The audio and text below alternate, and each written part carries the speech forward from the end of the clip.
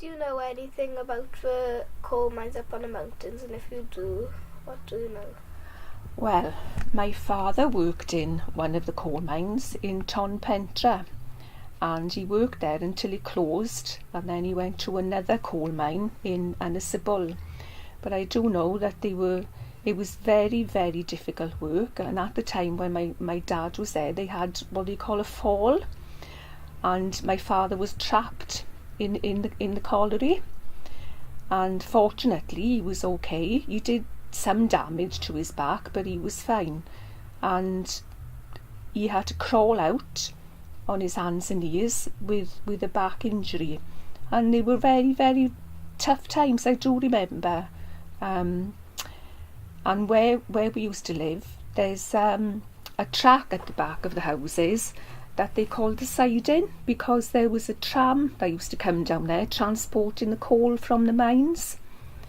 And I always remember the garden, which was backing onto this Cynon. It was very difficult to cultivate because it was practically all small coal. So yes, we do remember it, and my father was a big part of it, working in the colliery. A tram used to transport the coal from the mines, just like an open train, really. You know, just the bottoms. You know, like the Christmas trains you see. Yeah. It's just the same as that, but they'd be filled to the top with coal. It's like a small train which has a coal in it. It hasn't got a top on it. It's just like a big tub, and it would be laden with coal, and they would be transported from the colliery down through the valley for it to be transported then. Yeah. Could I ask, what was your father's name and what did he look like?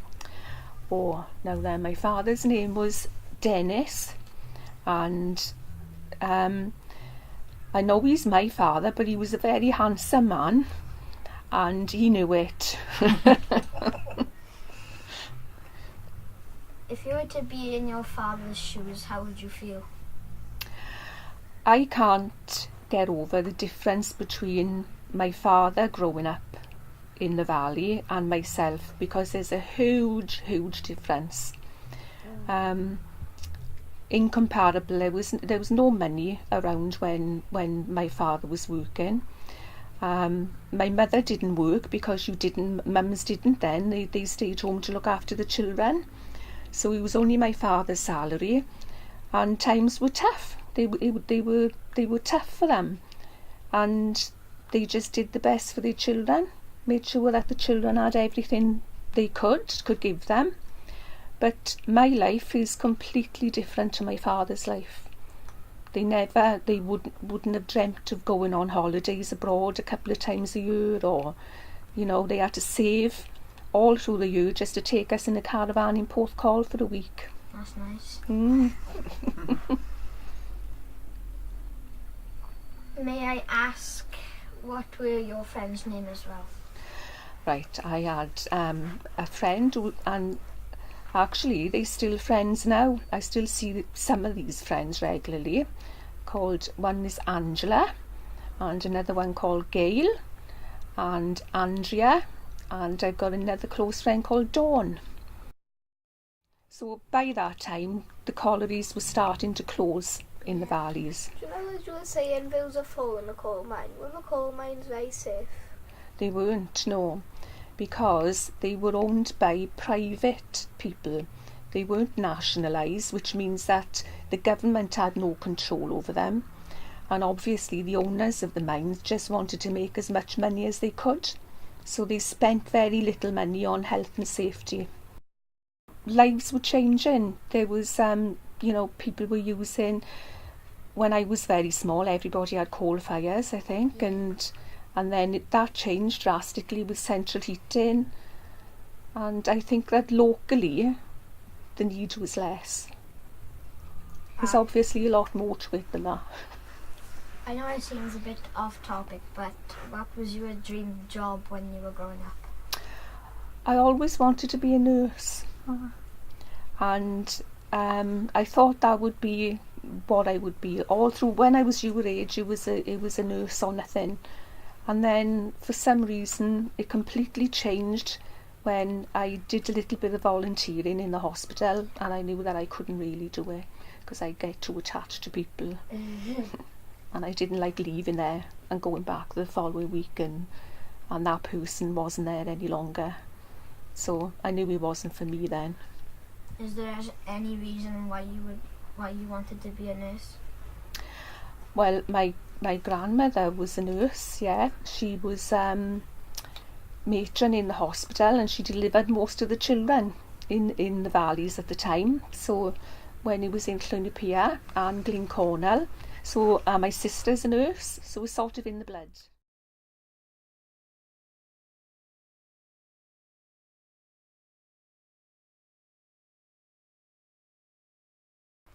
What was it like growing up for you? Well, when I was in school, it was very different. I used to go to old Gelli school. So did my sister and all of my family. For over 100 years ago, all my family went to Gelli school. And when I was in school, we used to have beds in the nursery, and every afternoon you had to go to bed. We didn't have as much fun in school as your children do now.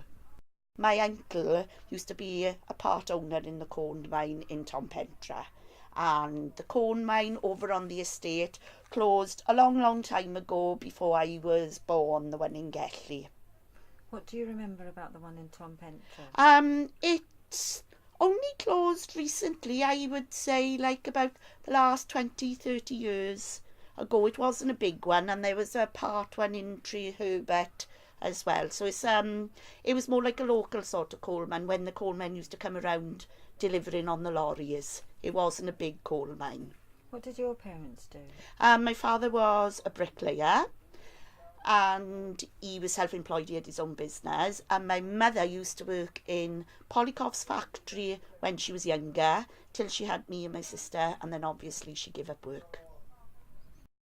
I don't think I would like it very much, but my uncle didn't actually go down the mines. He was more of delivering it. But my grandfather was actually killed in the mines in Pentoyn up in Mindy in Tonpentra. He used to look after the pit ponies, and when he was bringing a pit pony back up and from underground one day, the pony knocked a shaft and my grandfather was injured. He was taken into the old hospital, which is now an old people's home in Mindy, Tonpentra, and he died.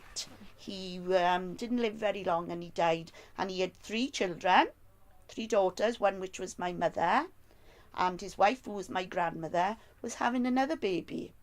So my auntie was the youngest baby, never met her father.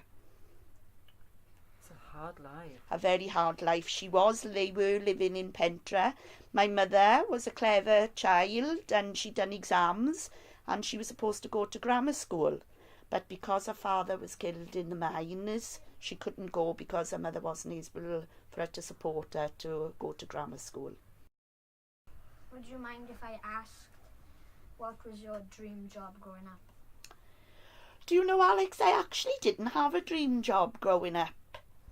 And why was that? Because it was different when I was in school. You weren't encouraged so much as you lot are. We like to push you children to have really good jobs.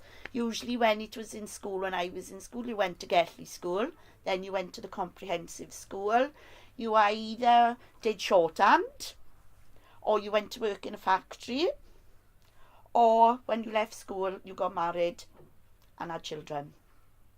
You didn't have a lot of people that went to universities. They haven't got the opportunities like you children have these days. You had to be quite wealthy for you to be able to go to university, so your parents could afford for you to go. What was your friends' names that you played with when you went out in the night? Oh, and I'm still friends with them now. There was Jane and Catherine, 2 sisters. Then there was another one, Kay, Ben Sims's auntie in school year, who's now living in Canada. There was Karen. There was lots of friends, and I'm still friends with them all now. Well, there wasn't a lot to do. We used to go to a youth club, and we used to go to pictures, Saturday afternoon matinees, and then in the old Estrad Rugby Club, now that it's closed down, they used to have discos in there, or youth clubs. That's all we really had to do. Did you Did you enjoy going to the youth clubs? Yes, and we all liked going to the matinee on Saturday afternoon in the pictures. It would be packed. We used to go to the Workman's Hall. We didn't have pool tables or anything like that. We used to do ballroom dancing, and we do games, or you would do sewing or knitting. That's why I can sew and I can knit. As you know, when you have concerts, I had to make your costumes. So you didn't have pool tables, we didn't have no handheld devices or no phones. You didn't have a phone in your house. I didn't have a phone in my house till, and that when I was still living at home with my mother and father, and I think I was about 20 before we had a phone in the house. Used to have to go to the phone box. And you could go out more. We would go out to play when it was the summer holidays. You know the Lionstone up on the mountain up there? We would go in the morning, 9 o'clock. You'd have a bag of sandwiches and you wouldn't come home till tea time.